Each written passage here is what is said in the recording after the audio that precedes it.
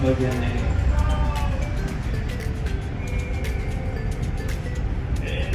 Saya Muhammad Rahyasa Arisko, mahasiswa UGM, kelas SEBA 47A.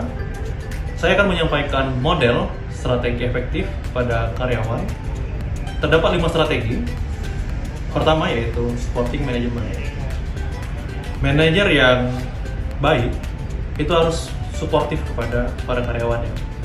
Karyawan harus terlibat dan juga reaktif dalam proses bisnis yang ada. Sebagai contoh, karyawan harus terlibat pada bisnis proses. Dalam prosesnya pasti menemukan permasalahan. Jangan sampai ketika ada permasalahan, karyawan menutupi dan tidak menyampaikan kepada seorang manajer atau leader. Oke, thank you semuanya. Sampai jumpa lagi ya. Strategi yang kedua yaitu forum media yang efektif. Forum media yang efektif adalah bagaimana manajer dapat menggerakkan organisasi untuk mengefisiensikan ruang dan waktu kepada para karyawan. Kita dapat menggunakan media Zoom online, pertemuan langsung, majalah dinding, buletin, ataupun melalui via email dan lainnya. Agar tepat sasaran, tidak membutuhkan semua karyawan untuk mendengarkan, namun informasi tersampaikan dengan baik. Oke, thank you. Strategi yang ketiga yaitu staff yang kompeten. Untuk memudahkan komunikasi kepada karyawan, manajer, atau organisasi harus dapat menentukan dan menempatkan karyawan sesuai dengan keunggulannya dan juga kemampuannya. Sehingga apa yang kita sampaikan itu mudah terkomunikasikan. Mereka mendapatkan input yang baik sehingga menghasilkan output dan outcome yang tepat guna. Oke. Strategi yang keempat yaitu targeted message atau pesan yang ditargetkan. Dalam menyampaikan kepada karyawan, kita harus berkomunikasi secara tepat. Kita harus memberikan informasi dan juga keinginan yang ingin dicapai oleh organisasi.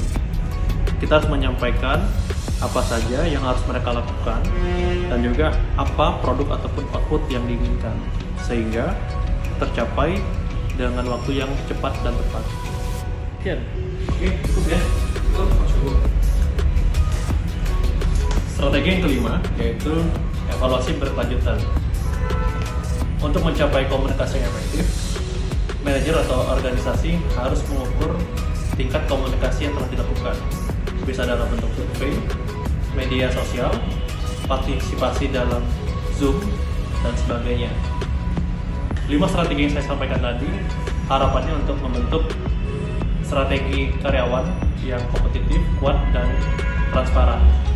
Semoga 5 strategi ini dan model ini dapat memberikan pencerahan bagi para manajer dan juga leaders di waktu yang akan datang. Oke, itu tadi model yang saya sampaikan. Harus diingat ada 5 strategi bagaimana komunikasi yang efektif kepada internal bersama karyawan. Yang pertama tadi yaitu supportive management. Manajemen harus supporting para karyawan. Kedua adalah effective media forum. Manager atau leader harus tahu organisasi itu efektifnya apakah dalam pertemuan langsung, media online, ataupun melalui email dan sebagainya. Yang ketiga yaitu well-positioned staff, menempatkan staff sesuai dengan peruntukannya sehingga memudahkan komunikasi antara leader dan juga karyawan. Yang keempat yaitu targeted message. Apa itu? Yaitu karyawan harus mengetahui keinginan dari organisasi sehingga tepat tujuan. Yang terakhir, setelah kita melakukan 1 sampai dengan 4, evaluasi berkelanjutan atau ongoing assessment. Manajer atau leader harus memaintain bagaimana perkembangan komunikasi yang ada di organisasi. Itulah 5 strategi yang saya sampaikan. Semoga bermanfaat bagi teman-teman dan para audiens. Terima kasih.